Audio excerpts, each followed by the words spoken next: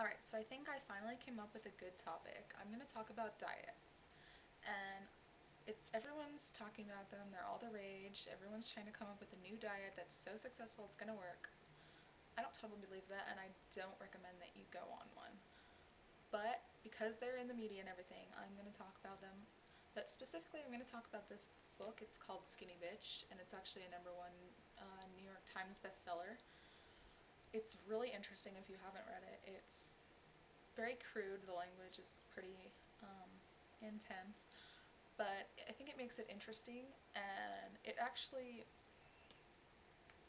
really encourages veganism and just basically they're saying you are what you eat, and if you want to be decaying flesh, then eat meat. And the section on eating meat is really interesting. It puts a lot of things into perspective. It actually made me go vegetarian, but keep in mind if you are going to go vegetarian, eat a lot of protein or you will lose your hair because you don't have enough keratin. Just letting you know that.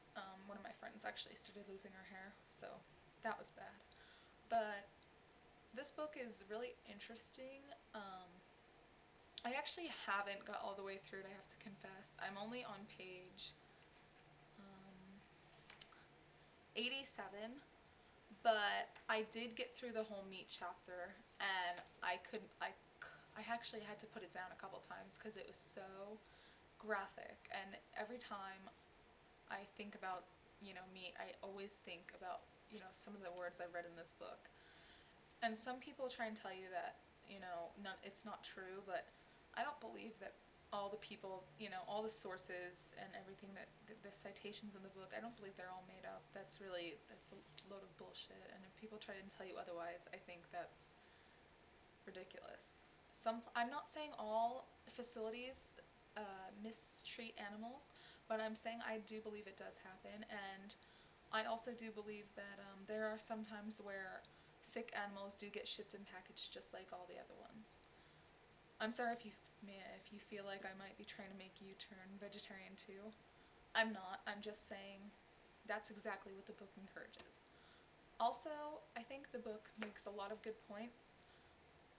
Basically, you want to pretty much eliminate sugar, and I'm pretty sure everybody already knew that. And let's face it, sh- sugared soda or any soda is bad for you. Carbonated drinks are actually really, really bad. I learned that really recently. And it's the carbonation and even diet soda with aspartame or artificial sweeteners, they're not good for you either because they also just have addictive qualities and they store fat in your fat cells also, just like regular sugar. So I don't think you're better off drinking either one. They're both not good for you.